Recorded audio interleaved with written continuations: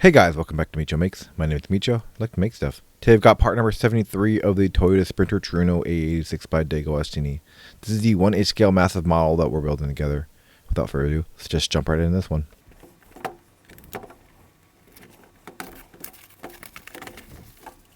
Alright, starting off, we got our cover here.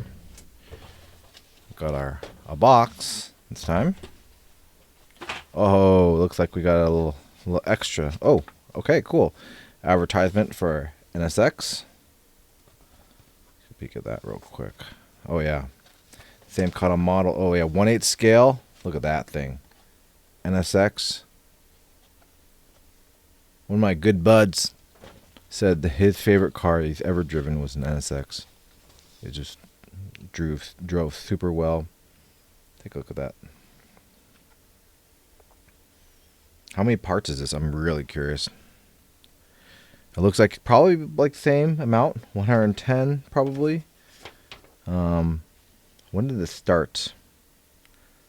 I'm looking. Oh, 11/28/2023. So obviously this is probably already done. It's 2025 right now. Oh yeah, it looks like a. Oh yeah, but that's super cool. 1/8 scale.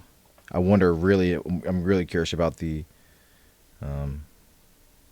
actuations that this one has, because the AE86 obviously has really cool ones like the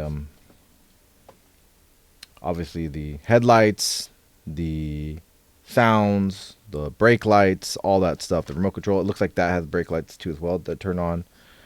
But the it looks like the rear engine hood opens, the front opens too as well. It just looks like a really clean model.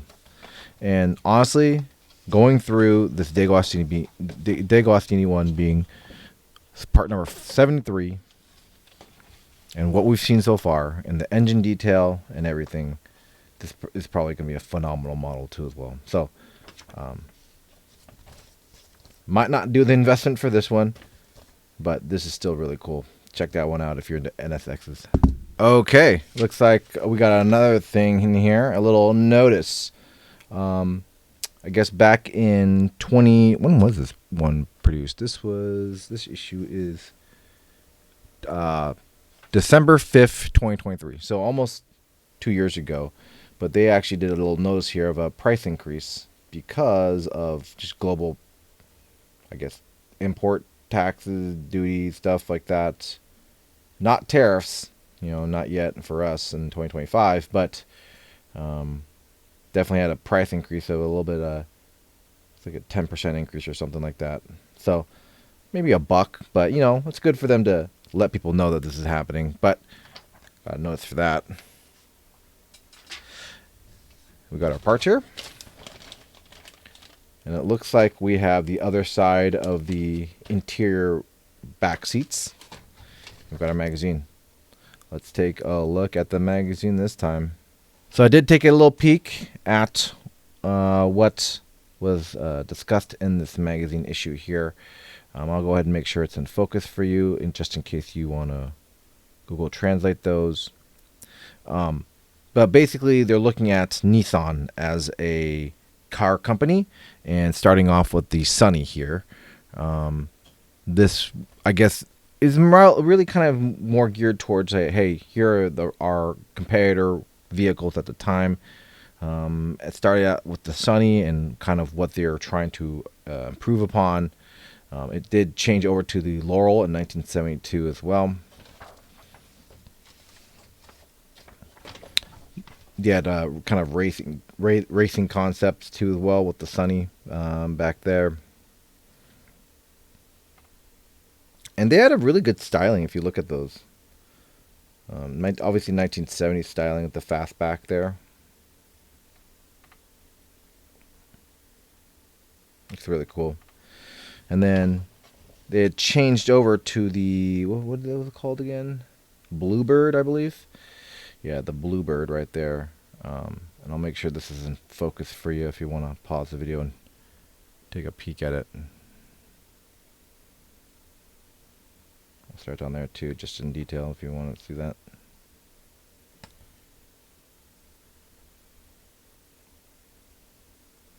Really cool concepts. Again, this is just kind of highlighting Nissan as a competitor for Toyota, and looking at kind of their lineup from the early to late 70s.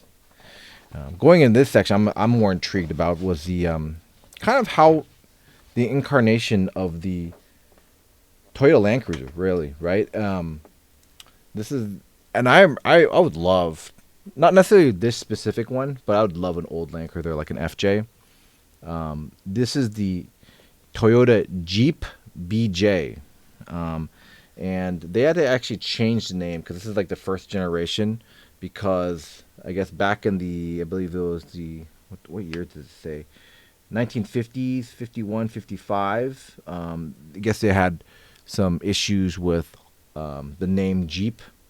I guess I don't know if Jeep. Obviously, Jeep right now is a brand, right? Their whole deal with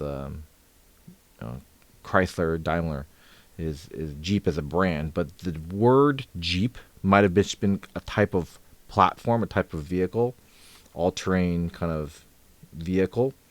And in the explanation here, you can read about it too as well.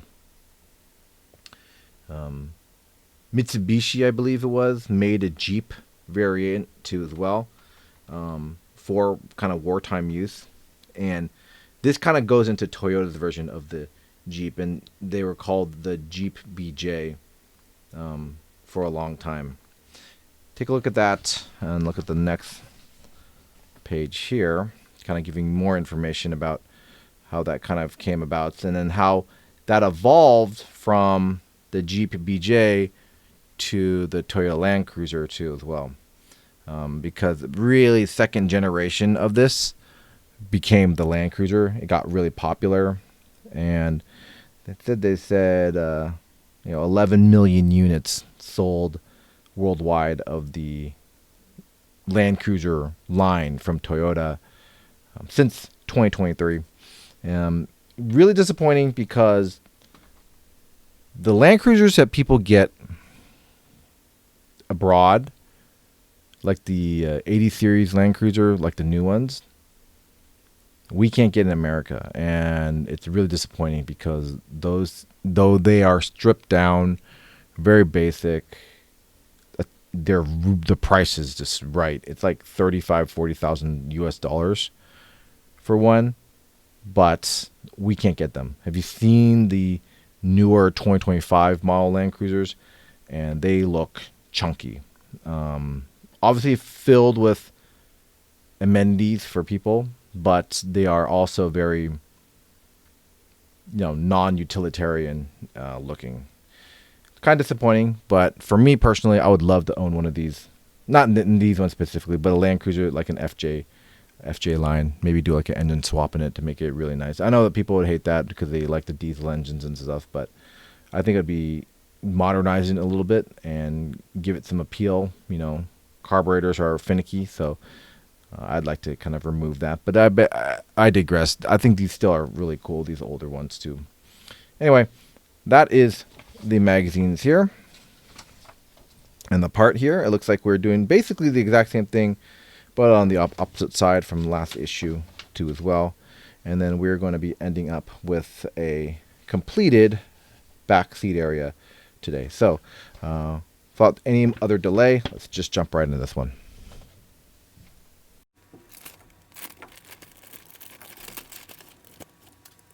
All right, starting off, we've got some screws here that were just kind of loose in the bag itself, some AP screws. I'll just make sure we can see that too as well. If we could focus. Hello. Okay, cool. Then we've got, let's open this up here. We've got our nice back paneling piece here. Again, plastic, marked with an R right there, but still very, very nicely made casting. Got other back part here. As I mentioned last one, this is where you would put your arm in the back seat, your elbow right here, and it actually felt really, really nice. We've got a seat belt here with actually the buckle attached already too as well. And then we've got a couple more pieces that just need to kind of tap out here. Got one that's jammed in there. I'm going to grab it real quick. The other buckle right there. And the wall attachment. And this is going to go on the, I believe, B pillar right there. Right there. Okay. All right, let's jump right in this one. Okay. We're starting off like we did last time. We're basically, we have this buckle here with this side up right there. And we're going to take this other buckle piece here and feed it through this. Just like that. Up.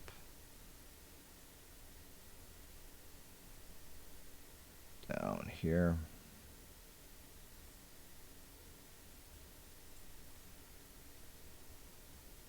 And then we've got to measure this off to 8 centimeters, millimeters. I don't know. But we're going to be measuring this back piece right here to the front there of 8. So pull this way. Actually, I kind of hit it nuts there. I'm going to just adjust just a little bit. Perfect, just like that.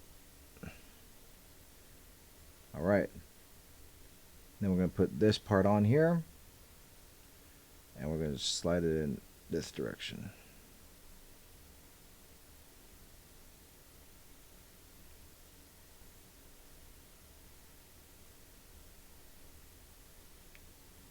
And just have it kind of hanging out right there.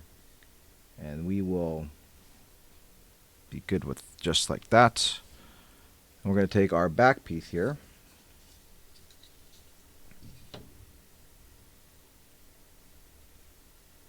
Make sure this is oriented correctly.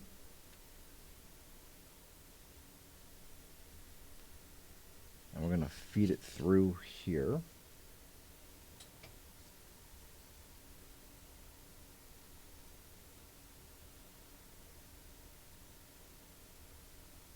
And then back through this piece right there. So it just kind of lays like that. Then we're going to take and tie a little knot at the end. So quick overhand knot.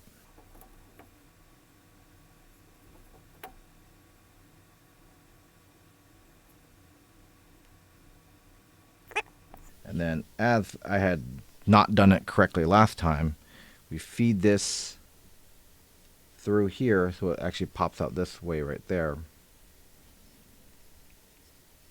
And then take this other panel piece, place it just like here. So it's going to be enough of a gap there. Make sure that fits okay.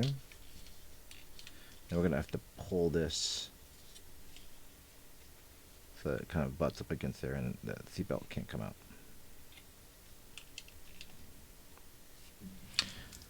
Take some AP screws here.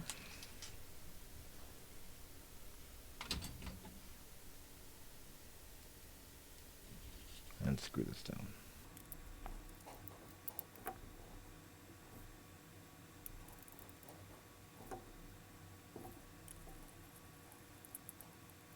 All right, that looks pretty good.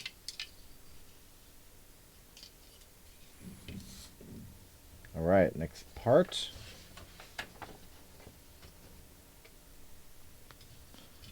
I think they just want to double check and make sure this is oriented properly. So yes, I know I did it correctly. Yep, looks good here. And we're gonna grab, let me grab the other model here, the rest of it. Doing basically the same thing. We're just gonna do one long video here. So we've got our piece here. This lies right here on this side. Kind of feed it in just like that. On that side.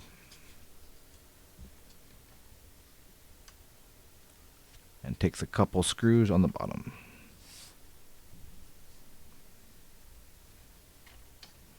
Kind of have to hold that just like, oh, reach across and grab a screw. Should have thought about that beforehand.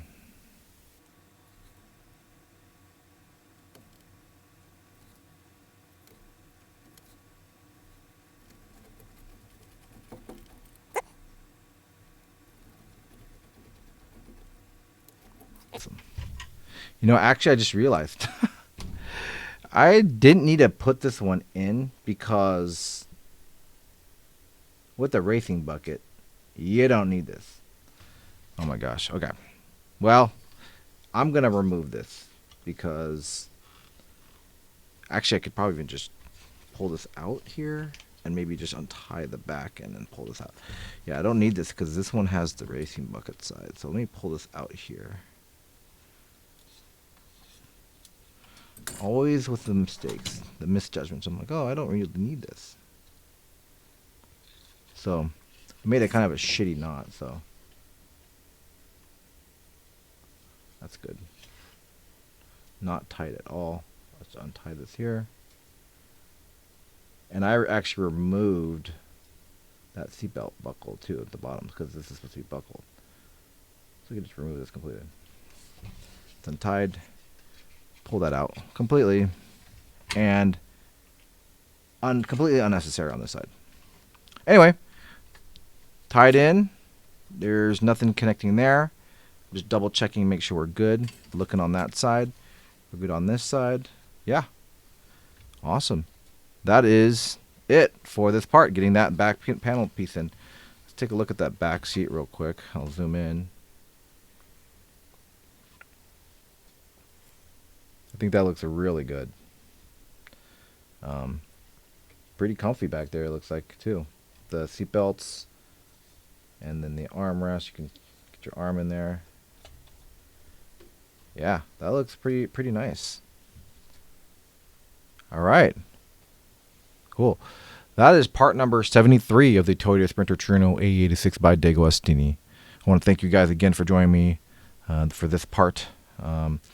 Really, if you haven't subscribed or just like the video, that'd really help us grow and really kind of show off to everybody, hey, there's a cool lot going on right over here. But I want to thank you for joining me today for part number 73 of the Toyota Sprinter Trueno AE86 by DeAgostini. Let's take a look at what is in store for us next time. Take a peek at that. What is that? That looks like maybe a piece of the trunk back here. I think it is. Sure looks like it. Exterior panel probably for the trunk. I think this is this part over back right here. So it's going to be, I believe that is like where the tool bag would go with the jack and stuff right there. So look forward to that in part number 74. So anyway, again, thanks very much for joining me today. We'll see you guys in the next one. Bye for now.